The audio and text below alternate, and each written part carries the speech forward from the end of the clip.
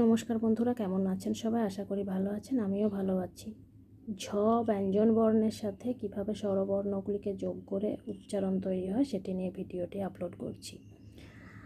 ঝ, ঝয়ে হর্ষ ইকারে ঝি, ঝয়ে আকারে ঝা, ঝয়ে দীর্ঘ ইকারেও ঝি,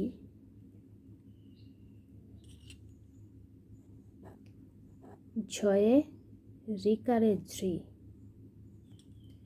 ঝয়ে একারে ছে, ঝয়ে ঐকারে ঝই, ঝয়ে ওকারে ঝো, ঝয়ে ঔকারে ঝো,